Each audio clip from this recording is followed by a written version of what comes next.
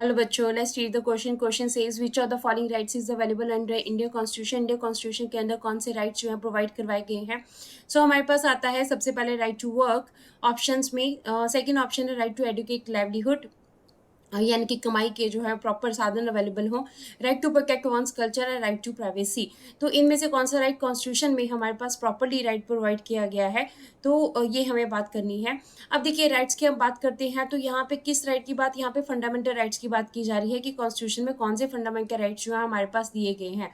तो अगर हम सबसे पहले ऑप्शन की बात करते हैं तो राइट टू वर्क आता है। तो राइट टू वर्क जो है हमारे पास आर्टिकल 41A में आ रहा है। अब राइट टू वर्क जो है 41A में जो हमारे पास आ रहा है, ये क्या है, ये एक डायरेक्टिव प्रिंसिपल्स के अंडर आता है। Directive principles of the state policy में आता है।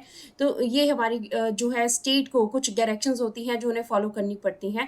तो राइट टू वर्क के अंडर ही ये एक फंडामेंटल राइट नहीं है।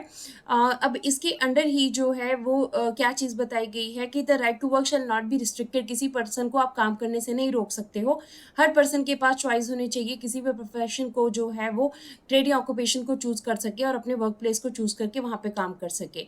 राइट टू वर्क के अंडर ही हमारे पास जो है मनरेगा, यानी कि Mahatma Gandhi national rural employment guarantee act को भी 2005 में जो है वो इम्प्लीमेंट किया गया था, जिसमें राइट टू वर्क दिया गया था। बट यहाँ पे राइट टू वर्क जरूर दिया गया है कि लोगों को काम करने का अधिकार है, बट ये कॉन्स्टिट्यूशन के अंडर जो है एक फंडामेंटल राइट नहीं है।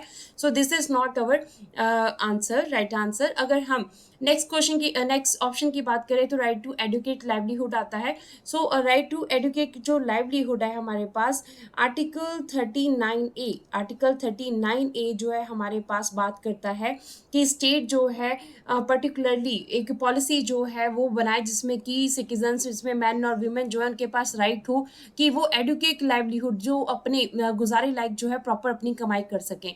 तो आर्टिकल 39 ने ये भी डायरेक्टिव प्रिंसिपल्स और स्टेट पॉलिसी में आता है। ये फंडामेंटल राइट नहीं है, बल्कि स्टेट की रिस्पॉन्सिबिलिटी है कि वो इसको जो है वो प्रोवाइड करे। So this is also not a right which is provided by the constitution. Next हम बात करते हैं right to protect one's culture.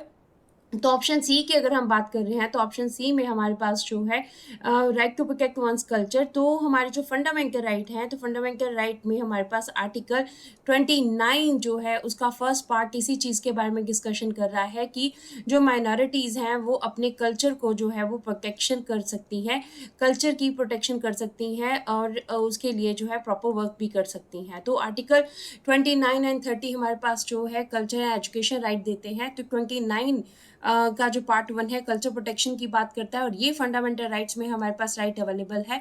So this can be our answer. But हम ऑप्शन जो है डी, इसको राइट टू प्राइवेसी को भी देख लेते हैं।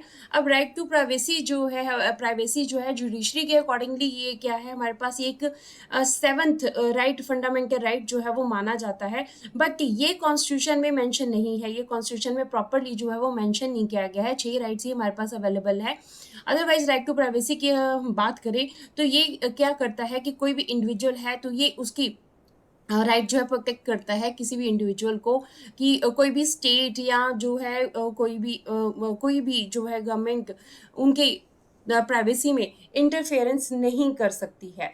तो राइट टू प्राइवेसी आपके पास क्या हो जाता है, राइट टू प्राइवेसी जो है ये एक is protected as an intrinsic part of the right to life and personal liberty under the article 21। अगर हम आर्टिकल 21 की बात करते हैं जहाँ पे हमारे पास right to life, right to water, ठीक है, और ये हमारे पास फंडामेंटल राइट्स में दिए गए हैं, तो वहीं पे राइट टू प्राइवेसी की बात भी की गई है। बट ये हमारे पास जो है रिटर्न में कहीं भी नहीं मिलता है कॉन्स्टिट्यूशन में, इसलिए इस राइट को भी हम इसमें कॉन्स्टिट्यूशन के राइट्स में इंक्लूड नहीं करेंगे।